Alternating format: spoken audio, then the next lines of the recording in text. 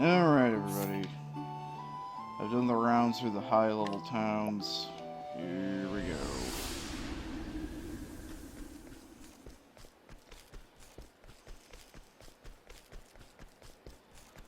Hey, Ulbrich, you remember when your king got murdered?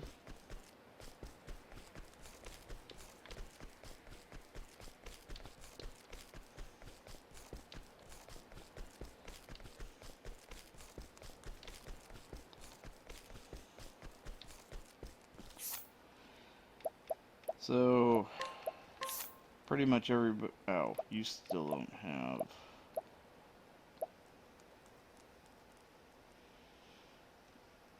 He's the only one that doesn't have the other things. But then again, we're going for...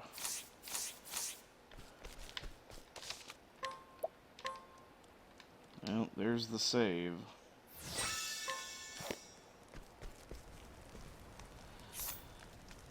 So... You notice Therion's not in the party. Therion's going to be in the second group. He's going to be the main damage. Warbringer with all the strongest weapons. So...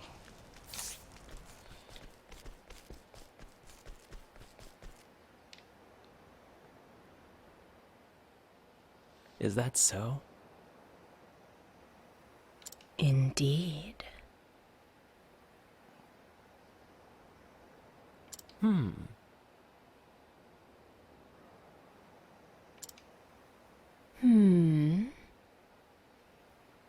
Is something the matter?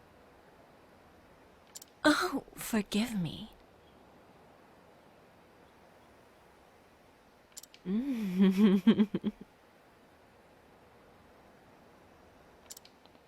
Yes.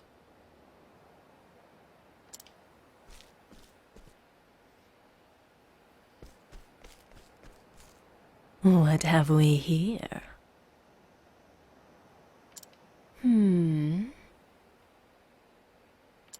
However,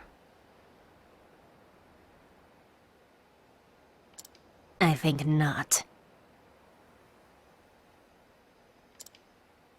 Oh.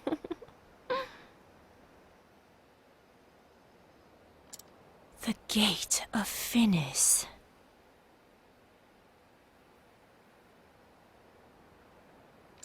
I leave it to you. Fareth thee well.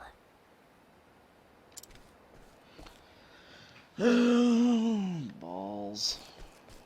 Bullshit fucking post dungeons. But yeah, this fucking thing. So... Therion's a warbringer. Trusses the rune blade for one main purpose. Her role is basically going to be to, well, she can cast Transfer Rune on herself, and then she can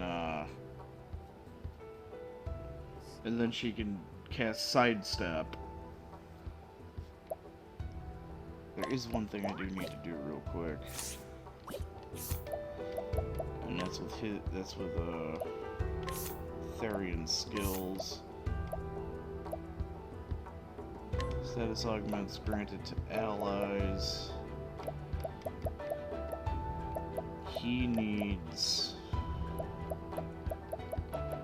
surpassing power.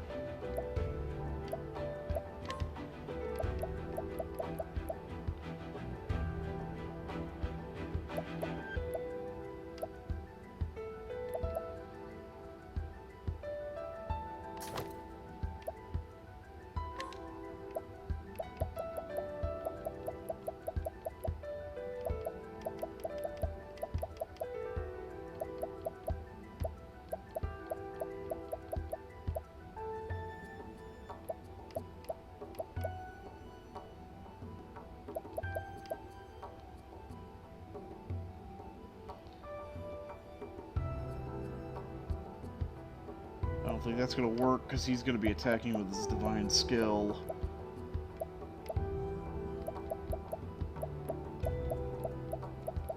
He's going to need summon strength.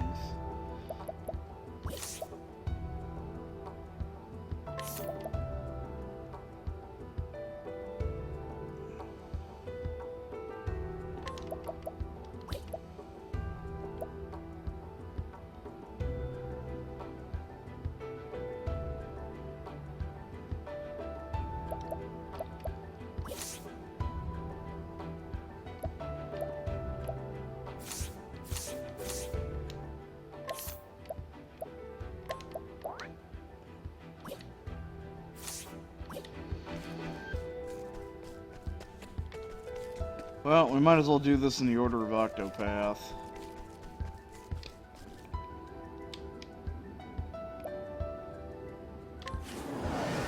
Time for the main event. Ophelia.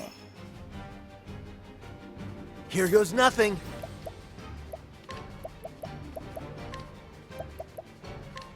Try this.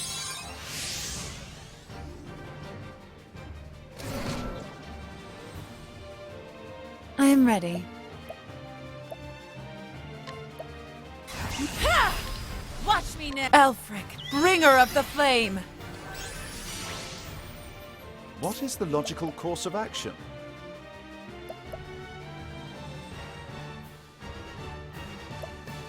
My focus! Mage Lord Drysong! Letting my arrow fly and true. Holding back nothing. Elephant, Lord of Learning. I am ready. The peacock strut. Bring it on.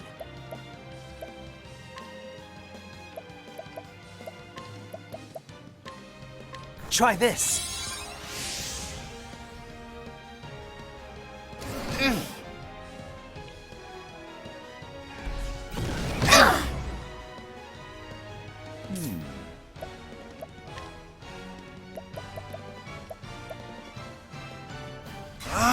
Now the true lesson begins! Lux Conjurer! Lux Conjurer!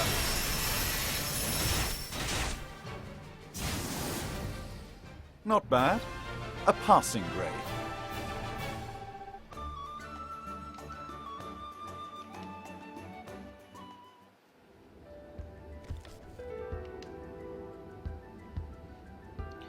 From the diary of Matthias, prophet of the accursed flame. Once I too believed in the teaching of the sacred flame. I led the people in its light as a servant of the church.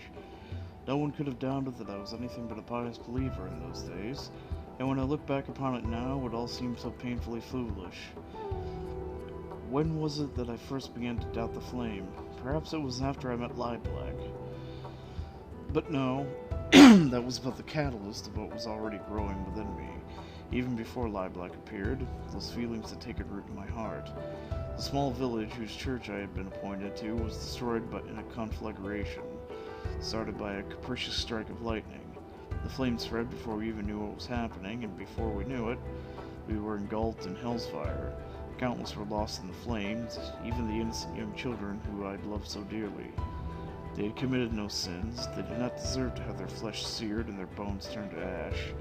So I prayed to the flame. I prayed and prayed that their lives would be spared. Fool that I was, even after they were dead and gone. I believed that if I prayed hard enough, they might return to us, that a miracle might occur. And so I offered up every scrap of faith I had, until at long last I realized the truth. Believing in the sacred flame and praying to it would not bring about a miracle, and so my faith could not bring me and those I loved succor in our time of greatest need. Then it was worthless. It did not matter to me if power I needed was forbidden. I would use that power for the force of good and bring about miracles. That was the true faith for which my eyes were finally opened. It was not something I had been tricked into by another. I had reached enlightenment. It was only fitting that such a revelation came to me, the one true Savior, when Lieblack may not have While Lilac may not have been responsible for my enlightenment, I'm so grateful to her. After all, she's the one who granted me the blessing of 100 years free from aging, the dark secrets written in the tome that can allow a man to cheat death, and I owe her a debt for sharing them with me. I gained eternal life, or close enough, as a true savior should, and then I took it upon myself as my duty to save as many people as I could with the power granted to me, and so I set out to kindle a darker flame in our realm.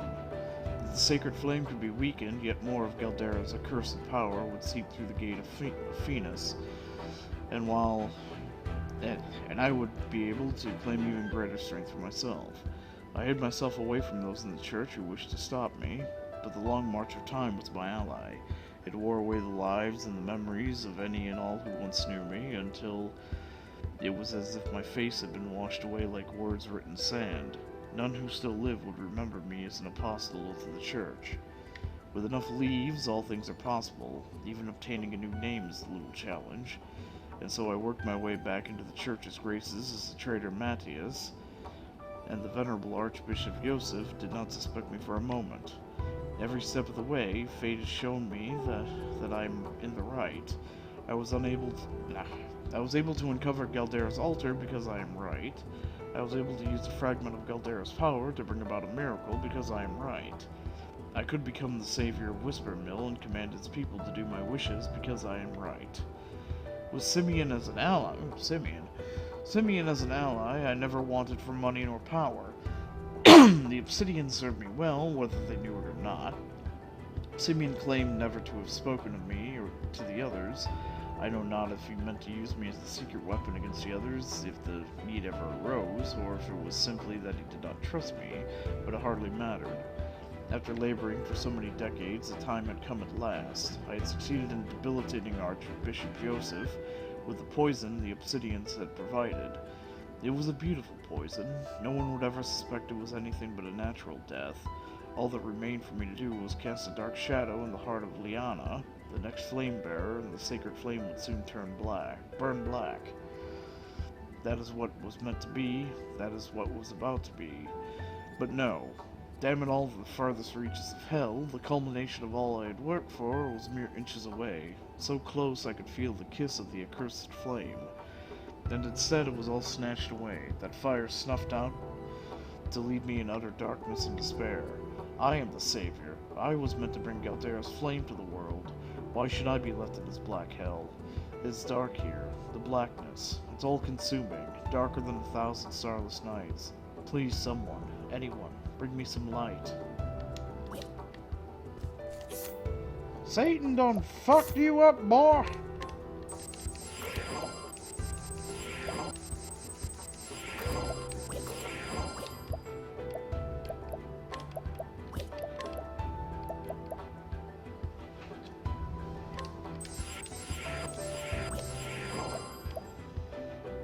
Really? That's what Red Apple does. Interesting.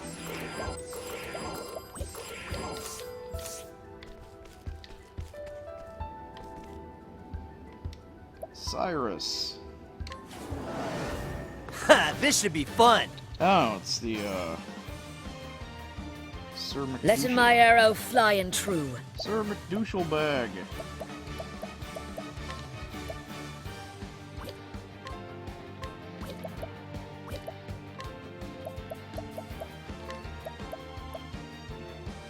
Better than a snare. Here we go!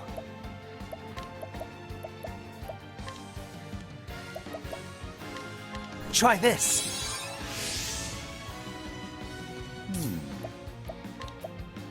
My focus! Mage Lord Drysong! I am ready. Watch Elfric, bringer of the flame.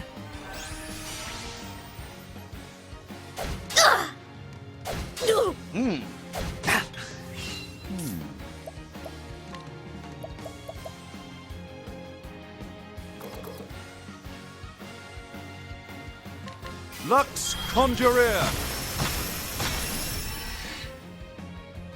Lux Conjurer! I am ready. The peacock strut.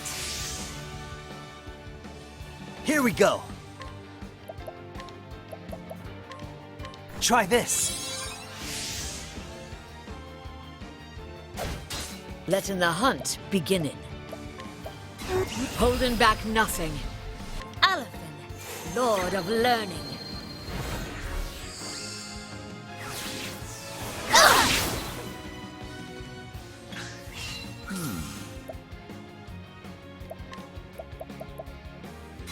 Now the true lesson begins. Lux Conjurer. I am ready.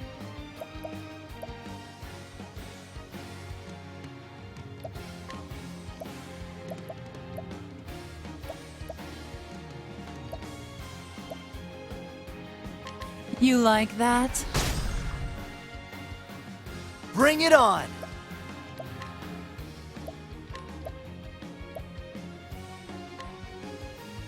How do you like this? Sorry. Standing again.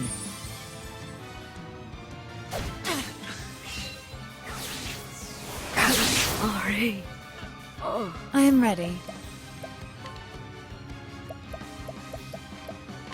Bring about a miracle of healing. Bring it on.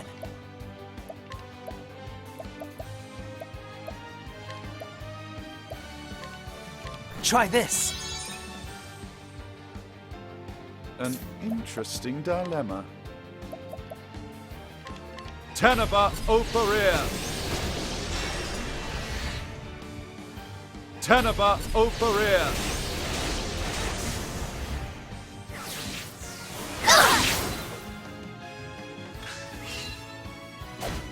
Here we go.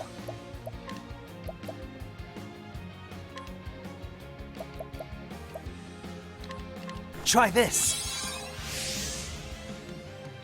Coming, if thou darest.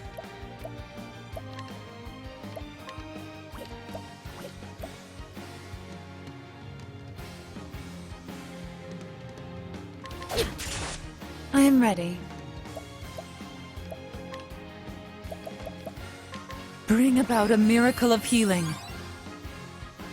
Now, what next? Teneba Opereer. All right. Oh, the thing's done with.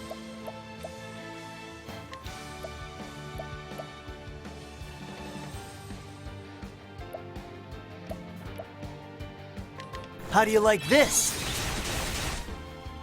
Wow, this I am ready. Suck.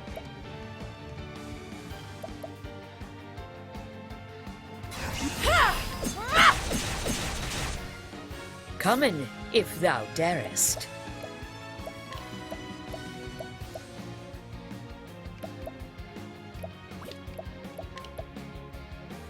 Yeah.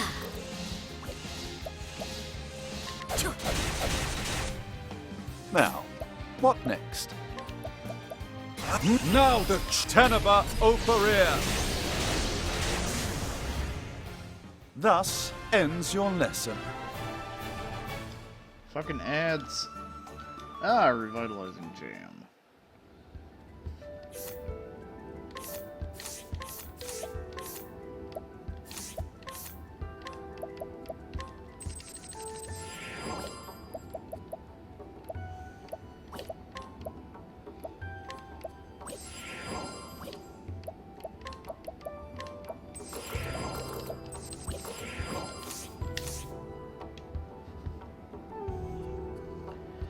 From the diary of Headmaster Ivan of the Royal Academy. It was 15 years ago when I first learned of that tome. The headmaster's chair was but a dream to me in those days when my prized student, Lucia, brought a young woman to me. The woman told me that I was best suited for the position of headmaster, that there was no knowledge, no position that should be off limits to a man of my ability. And so she taught me many things, one being the existence of ancient tomes containing the long-forgotten secrets of old. There are several volumes of forbidden writings in Atlasdom's great libraries, and no eyes but the headmasters are allowed to look upon upon them.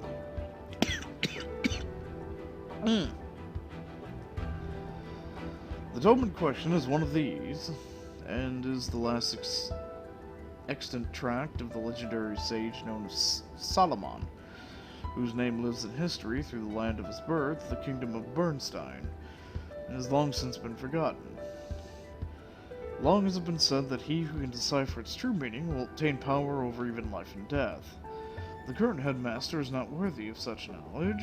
What he lacks in intellect only pales in what he lacks in character. I cannot depend on him, I would depend on you.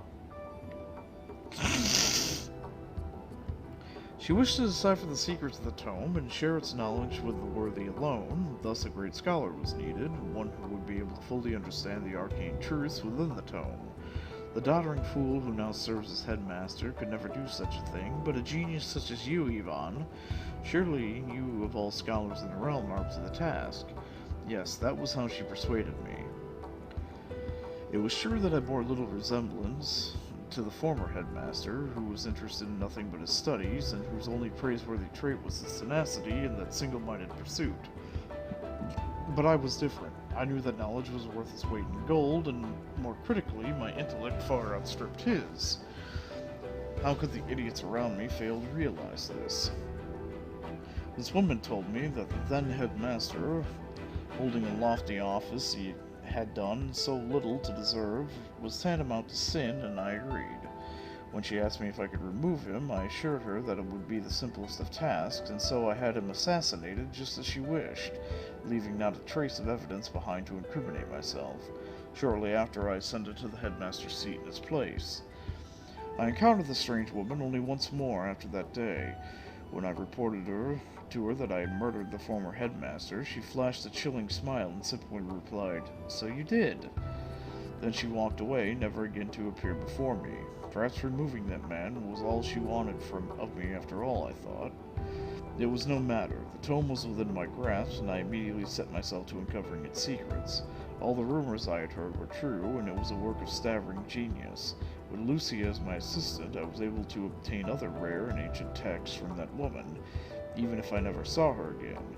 Yes, everything was going just as I had planned, and power beyond imagination was finally within my reach. How did it all come to this? Damn that accursed Lucia. Damn that heartless, conniving witch.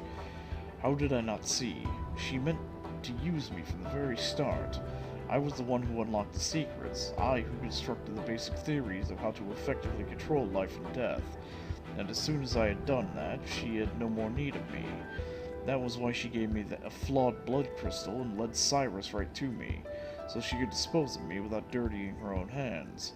You despicable, loathsome, hateful woman. Death has not cooled my fury, it has only fueled it to greater heights. Curse you and that unholy witch brought to my side. May the deceitful Lucia burn for all eternity. May the foul witch Lieblack be banished to the furthest reaches of hell.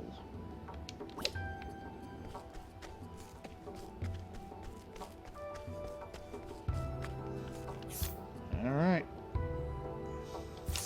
Time for Tressa's fight. The main event. Because apparently the fucking tiger head was... okay. Now, what next? The tiger's apparently more important than the woman or whatever.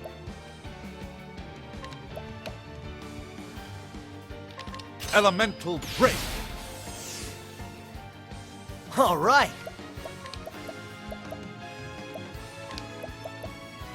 Try this. Everybody, here's your math! I am ready. Math! Elfric, bringer of the flame. Come in, if thou darest. Come in, Alfin, Lord of Learning. I am ready. The peacock strut. What's this? Bring it on!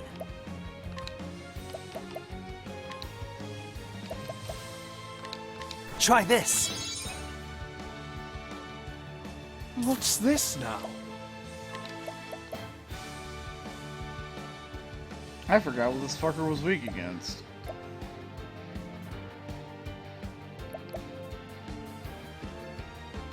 Now the true Glacius Claudaire.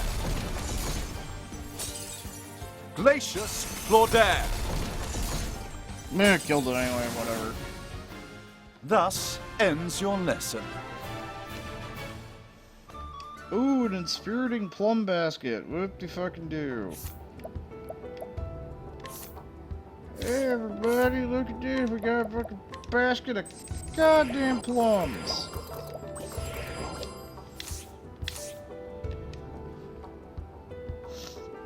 From the Diary of Graham Crossford, part of the first. Grave tidings reached me as I was passing through Victor Hollow in my travels. My beloved's condition had worsened. I knew my journey must be brought to a swift conclusion, lest I be too late in the end. I made up my mind to sail across the verdant deep. The final ingredient I require is the pinion of an ogre eagle, that most fearsome beast of the sky. They are said to make their home in the forest of Ruba, beyond the vast Emerald Sea. When I arrived in the harbor, there was only one ship to be found. It was a grand one, no mistaking that, but the captain was none other than Leon Bastrale. I recognized him at once, of course. Who could travel these lands without hearing tale or ten of that dread pirate captain? The very mention of whose name would set even the bravest sailor's heart pounding and palms sweating. Yet I found the man himself to be quite different from the one spoken of in legend. Captain Leon Bastrale stood at the helm of a merchant trader, which was preparing to hoist sail the very moment I came upon it. I told him my haste and implored that he let me aboard. I'm afraid I don't just let anyone on board my ship, he told me, and I felt as though I were being put in some kind of test. It was clear that this was a man who did not easily place his trust in others. My coin purse, as impoverished as my hopes, held out the only thing of value I could offer, my journal. This is the most valuable of my possessions, I explained. Within it you'll find a record of every region of this vast continent, every town I've visited, and every path I've tread. Surely such knowledge is worth the trouble of having one more body on board your ship for this voyage. After all, what need had I of such a log then? My journey was nearly over, and all that remained was to obtain the final ingredient and hasten home to my beloved side. Captain Leon gave a boisterous laugh and gestured me onto his ship with a grin. You'd have me believe the leaves of that old book are more valuable than the leaves in my coffers. You must have had quite the journey. I wouldn't mind hearing about it, as you swab my decks. As the ship tossed about the stormy seas, my thoughts drifted ahead of the winds where my wife awaited me. I could see her face in my mind so clearly that I felt as though it were only minutes ago that we parted, not countless moons, and I prayed that the flame would guide me back to her while that gentle smile still graced her lips. It's almost finished at last, my love. Pray wait for me just a little longer. I know not what's become of my journal since I parted ways with Captain Leon, but looking back, I'm relieved that it left my hands when it did. Surely it's better that my final entry ended with some traces of hope, rather than the bitter pain I would eventually feel at journey's end.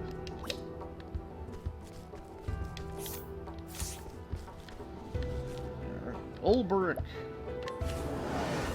Ha! This should be fun! It's Goose. It's Werner and Butt Stallion. Here and we even go! Butt Stallion has red glowing eyes. Why did Butt Stallion wind up in hell? What did Butt Stallion do? Try this! What's the big idea? I am ready. Watch me now! Elfric, bringer of the flame!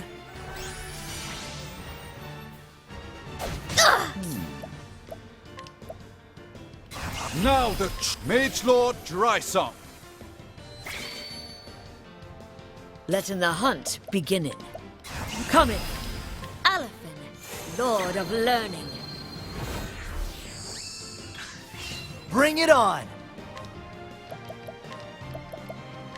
Try this. I remember Warner fucking hurts, and this is an upgraded version of Warner. Penis! Stand in again.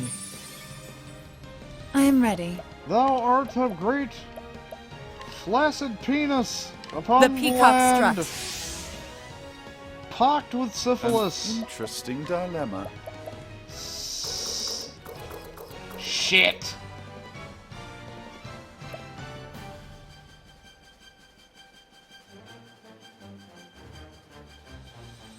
Elemental break. Elemental break. Shucks. Fuckerberries. Try this. Letting the hunt beginning. Using this. I am ready.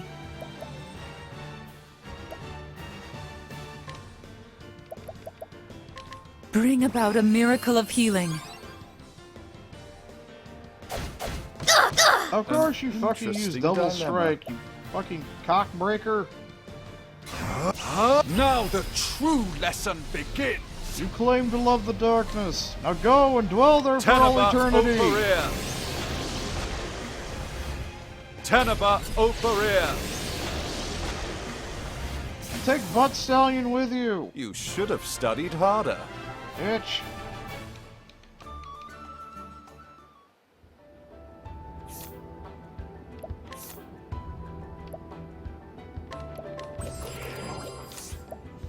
He did not like Haunted.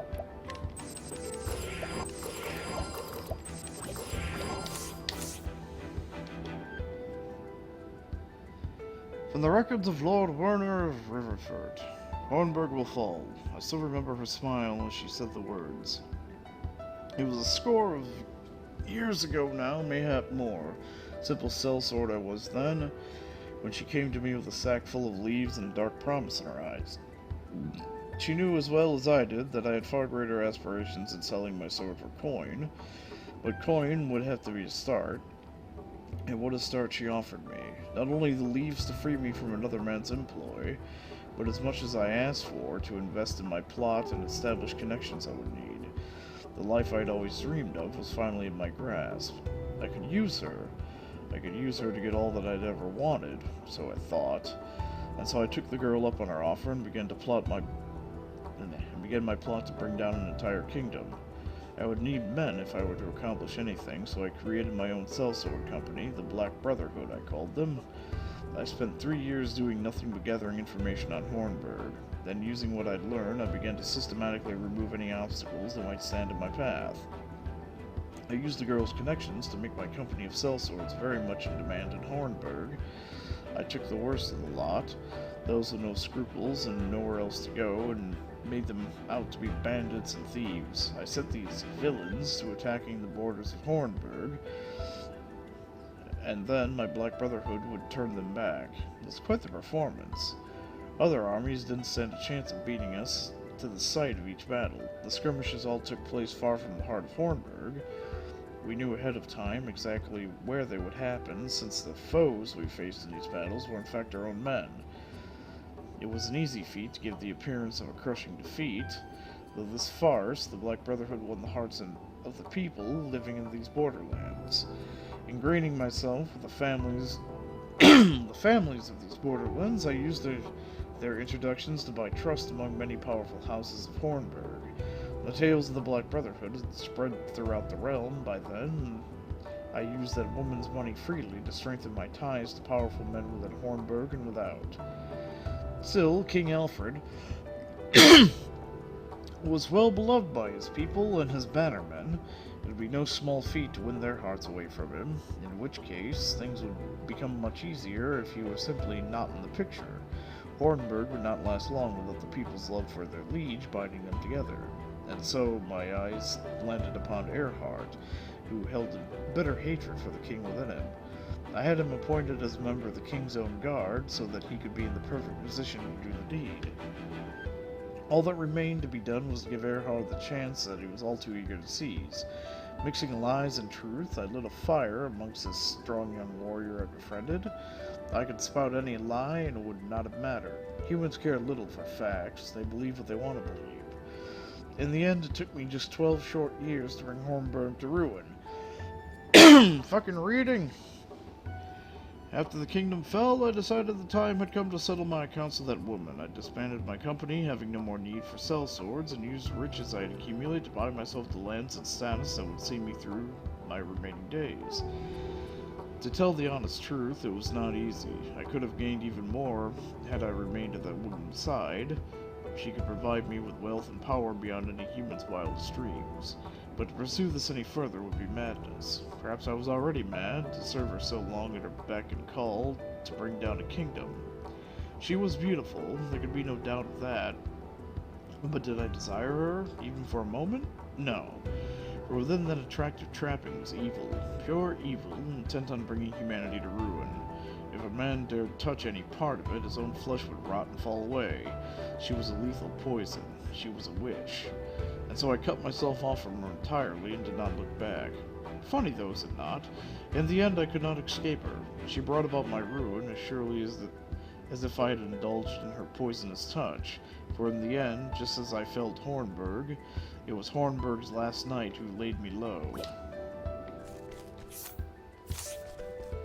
Octo. Now, Primrose.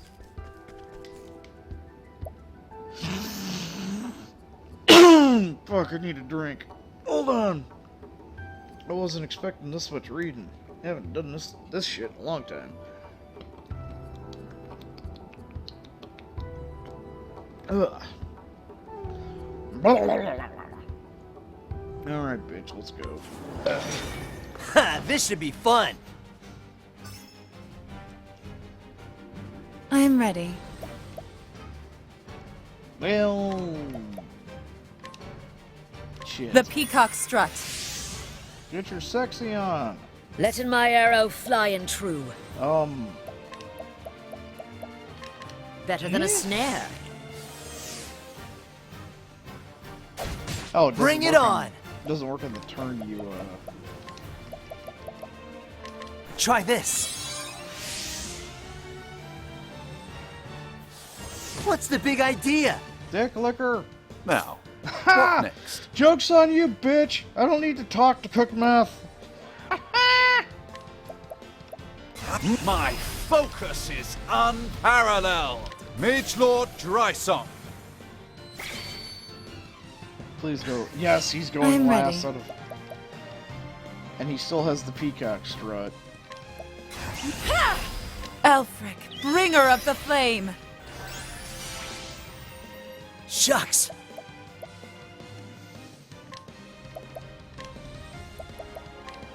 Try this. Here, What next? smoke this, buddy! Holding back nothing. Alfin, Lord of Learning. An interesting dilemma. Oh, fuck it. Fuck! Why? My focus is unparalleled. Venta Salta. Venta Salta. Oh, no, that worked. Never mind. Not bad. A passing grade. Yay! Well, at least that's useful.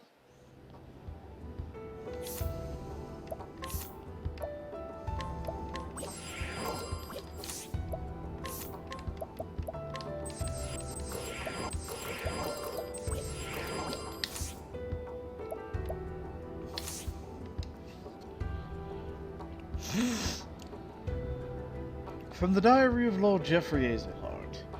I kept my faith, I stayed true to my convictions until the end. Several years before my death, a shadow fell upon my dear noble court, a shadow known as the Obsidians.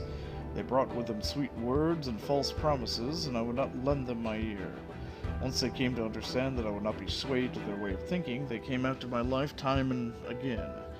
I would not allow myself to be daunted. I dug deeper into the truth to uncover their intentions, their ties, and the mastermind behind their villainy, and my search eventually led me to learn of the Gate of Phaenix. In the end, I was murdered by the man who caught wind of my discoveries, yet I do not regret my actions. I lived true to the words of my house, and I did all I could for the sake of my people. My sole regret is that I left Primrose alone to pick up the pieces of this broken life I left behind. My precious daughter should not have to bear such a burden on her shoulders. Primrose, you stood before my grave and told me, did you not, that you have lived true to what I had taught you? You are strong, my daughter. You found your own cause and purpose, and the purpose you found was the continuation of my very own. You carried on in my footsteps and finished what I started. My dear Primrose, when I think of how much you must have suffered all alone, all I can do is beg you to forgive me. Now the time has come for you to lay down your burden and rest. It's time you forgot about me and find happiness, a happiness of your own this time. For I will always be with you. Jeffrey Azelhart. Daw. Alright. And Elfin. Ha! This should be fun! Now this does make sense for him. Because this was an important point to the story. When he fought this dipshit. Alright, use your fucking stick as a croquet mallet and tag him Elemental right in the break. balls! Bitch! Here goes nothing. Oh! Yeah! Cook that crystal! Try this. Get fucking wired, Come in, motherfucker! if thou darest. Holding back nothing. Elephant, Lord of Learning. I am ready. Watch me now! Elfric, bringer of the flame! Oh, shit! He's going first. Ow. Dick licker. Here goes nothing.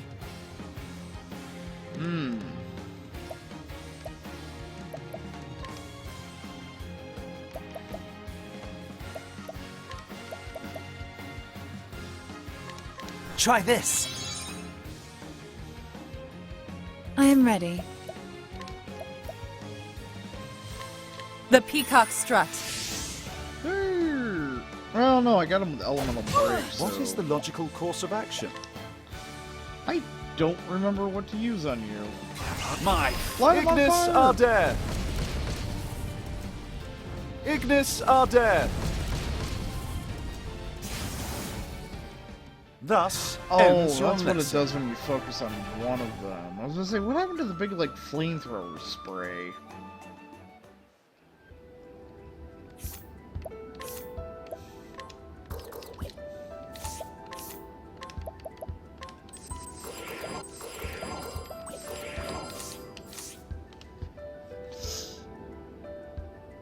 From the Diary of Graham Crossford, Part the Second.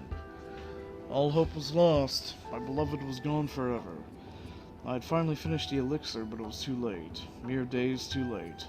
My one true love had drawn her last breath just as I was racing back to her side, medicine in hand, heart filled with renewed hope.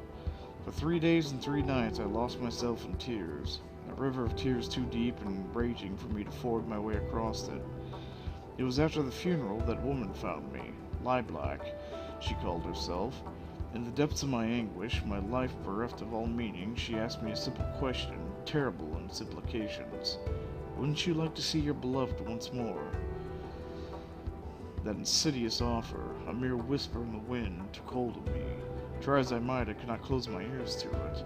If it would mean seeing my love even one more time, then I would give my very life without regret. Lilac spoke of the Gate of Venus, which separates this world from the next. If I could find it, cast it open, I could bring my beloved back to my side. I had heard the legends before, of course, but for the first time I found myself desperate to believe them. Begging the help of one of Kit's companions, I set out to the southeast. It was a foolish journey, but what else remained to me but a fool's hope? On my way, I passed through the village of Clearbrook, and there I came across a young boy stricken with illness and lingering just outside death's door. Convulsions racked his small frame, and his skin was mottled with purplish pox. I recognized the symptoms at once. How could I not? It was the same foul malady that stole my beloved from me. I felt the touch of fate in this meeting. Though I had not been in time to save my true love, I still carried the elixir I had labored so long to create, a remedy that could not do anything for her now.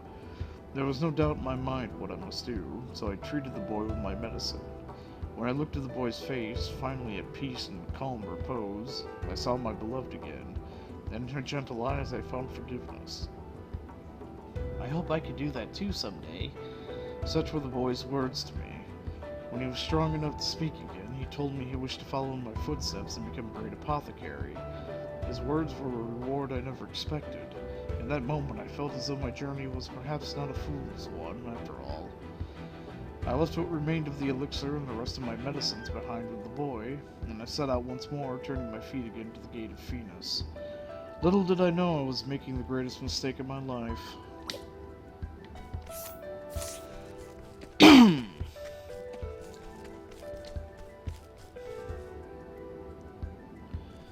Alright.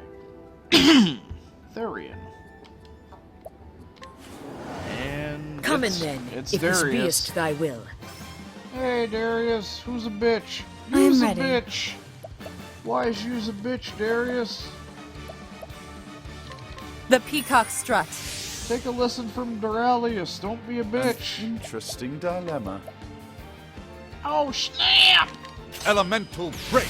Break the staff off in your ass, bitch. Here goes nothing. Oh damn! Crack cocaine. Try this.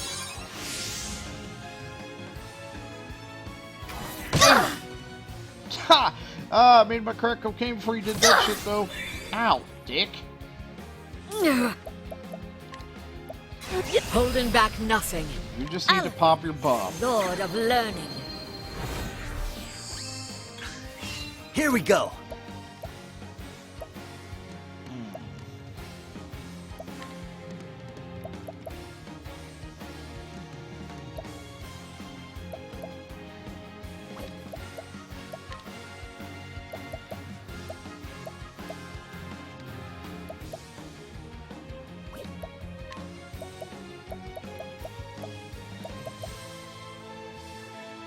Alrighty. Pick your poison. Bitch. I am ready. What did I give him the...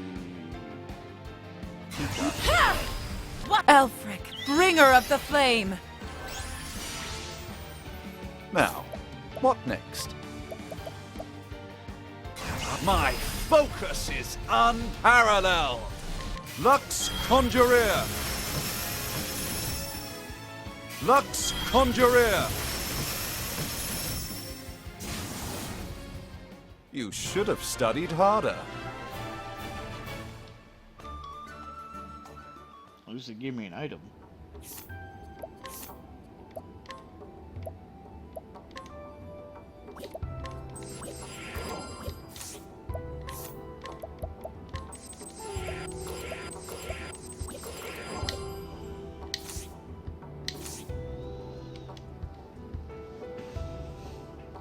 From the records of House Ravis. From time to time, from the time of my first memories, I recall my father lecturing me on the origins of our house, on what it meant to be the head of House Ravis, and on what it meant, and on what it was I must give my life to protect. My father had heard the same from his father, and his father from his father before him. The House Ravis is blessed with many treasures, and many who covet them. To one born into the House Ravis, such things are as natural and given as the blue of the sky above us. We are blessed with great treasures, and it is our duty to protect those treasures from those who would use them for ill. Among all the treasures, there are none greater than the Dragon Stones. The Dragon Stones were bestowed upon the first Lord Ravis by the legendary King Beowulf I of Hornburg, and they have been passed down in our family ever since. The stones are said to have come from a land far to the east, and they are worth more than their weight in gold, though that's not where their true value lies. A power sleeps within them, and it makes them valuable beyond mortal comprehension, for the name Dragonstone is no simple fancy. The stones house the power of the great worms whose name they bear. It's said that the great sorcerer Odin Crossford... Another Crossford! Huh, used the power of the Dragonstones to shield shut the Gate of Venus. Crossfire had campaigned together with King Beowulf and aided him in the founding of Hornburg. My father, when he was still with us, once told me this. Power in itself is neither good nor evil. It's the man who wields the blade who decides whether he fights for good or evil. That is why King Beowulf entrusted the stones to the man he trusted above all others, the loyal knight who had become the first lord of House Ravis. Great power can bring about boundless good or unfathomable evil. It is the duty of our house to keep the Dragonstones safe and protect them from those who would wield them for dark ends.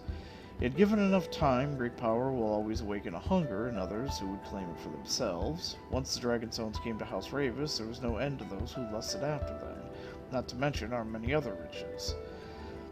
Even kith and kin cannot be trusted to stand against such temptation. Once rumor reached my ears that suspicious parties were inquiring into the whereabouts of the stone to the behest of my own relatives.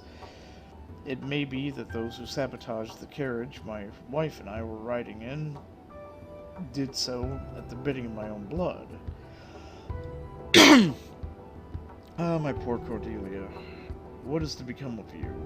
You're too gentle to ever doubt another. I fear that many will draw near you, cloaked in the guise of kindness, and seek to deceive you. Cordelia, I can protect you no longer, and no matter how I try to call out, my voice cannot reach you on the other side. Yet this I hope you know. Though a time may come when you are betrayed by one you trust, believe in your heart will... I believe in your heart... Fucking stumbling over everything.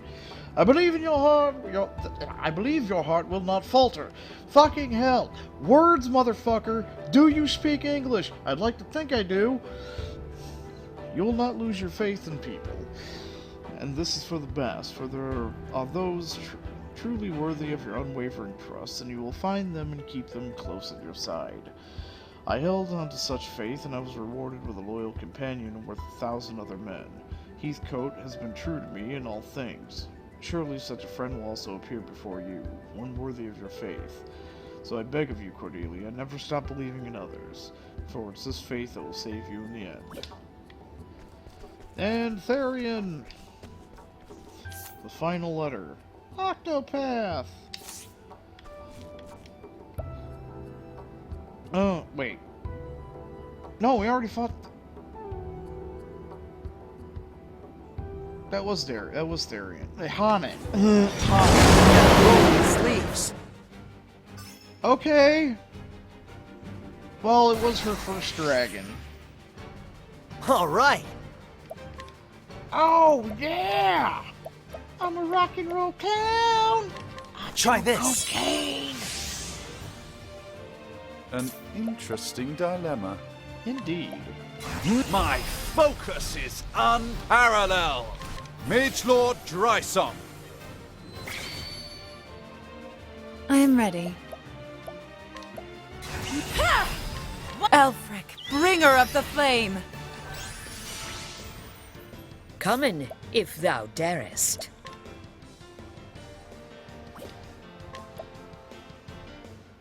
Holding back nothing. Alfin, Lord of Learning. What else is this thing weak against? What is the logical course of action? Pardon me, sir, but I didn't realize we were playing Final Fantasy VI. Should I call you Chupan? Or Typhon, however you want to go. I don't remember. Dragon... Lightning? Patch 1.09 save us? Oh, wait. Tonight risk Canair. Oh, that didn't work. Tonight risk Canair. But I didn't get a chance to use fucking crack cocaine! Here goes nothing. Here, we need more drugs. Give us more drugs. Try this. Winners don't Come use in, drugs. if thou unless they're darest. performance-enhancing drugs. In which case, use lots of drugs. Better than a snare. All right.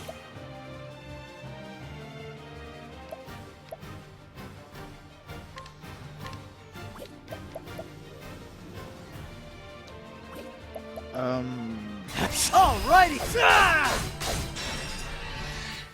Now, what Fuck next? it, that works. Now the true lesson begins. Now I'm gonna stick this air hose up your ass and blow you up like a fucking balloon. Venta Salta. Venta Salta. Yeah, Ventus all the salt mines. Not bad. A passing grade. Face the wrath of Salty Steve. Taoist can never hope to stand against the salt of Salty Steve. Motherfucker just up and pulled a fucking FF6 and just sneezed Primrose right out the fucking battle.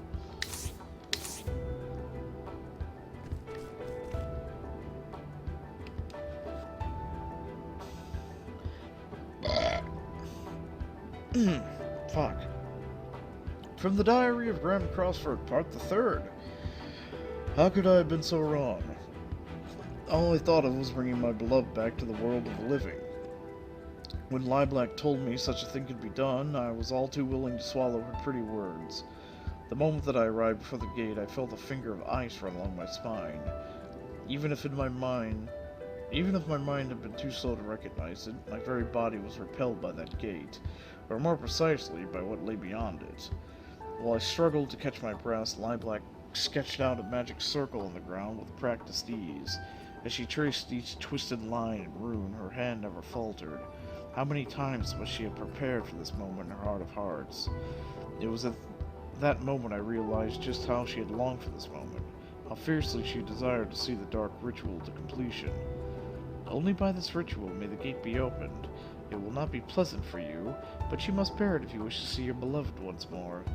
So Lilac spoke, and she led me to the center of the magic circle. As she began the ritual, the first thing I felt was a great pain that struck my entire body at once. It was followed by a strange sensation like nothing I had ever experienced. I felt myself stretching and swelling from the inside out. From the corner of my eye, I saw my own hand changing into something foreign and awful. And then, the fear. Lilac watched my transformation with a glow in her eye, and it was then I knew this ritual was not intended to open the gate and bring my wife back to me. Yes, I know what truly lies beyond the gate of Phoenix. That horror is what Lilac sought to bring back to our world. And I was to be the vessel. I would be lying if I said I had no idea this was coming. My conversations with Lilac led me to suspect this ritual would not work for just anyone. It seemed she needed my blood, the blood of House Crossford, descended from an ancient line of sorcerers. That's why I must be the one to prevent her plan from succeeding. For if I fail, she only turns her sight upon my dear Kit. Oh! Kit says, okay. No, that I cannot allow. So while I realized before the end what Lilac intended, I continued to accompany her in her aim so that I could see the truth of the ritual for myself and foil it however I could. Little did I know that I was dealing with a power far, far beyond any mortal's control or conception. I felt my own sense of self growing faint in distance and something else entirely filling me. I resisted it with all that I had but that presence. To that thing, a being like myself, a fragile human spirit, could be crushed as easily as an insect beneath your heel. Then, just before my mind was completely consumed by the darkness, I saw the smiling faces of my wife and son one last time. I screamed.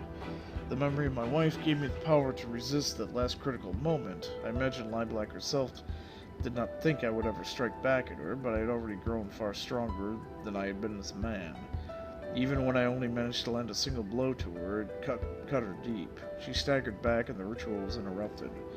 This is my chance. All I need to do is chase after her as she flees and cut her evil at the root, bringing everything to an end. This is what I must do, but why am I, where am I going? Am I turning into something else? Something less and less human. And so I wander the land without aim. There are periods of time I cannot remember. I come back to myself surrounded by destruction. No memories, but I know it was me. These blackouts grow more frequent. They come for me now. No, stay your hand. I'm no monster. I'm a man. I'm a man. He became Red Eye. I'm guessing that's what it was. I'm guessing Graham became Red Eye.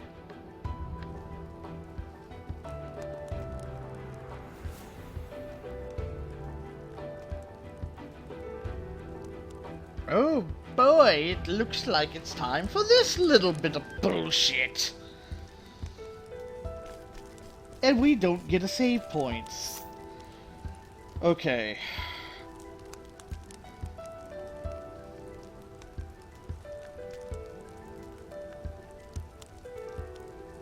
So...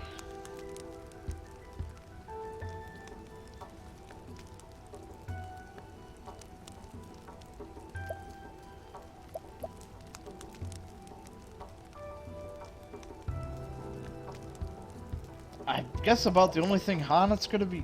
About the only thing Hanet's gonna be good for... Alright, anyway, so those are the 8 assholes we had to fight. And for what I hear, even with a perfectly optimized party, this next fight can take quite a fucking while. And if you die, you get to do all that shit over again. Which, if I die and I have to go through all that over again, I'm pulling the trainer back out and turning on one-hit kills. There should be a fucking save point here. This is bullshit. No save points are bullshit. Anyway, I'll catch you guys next time. Later.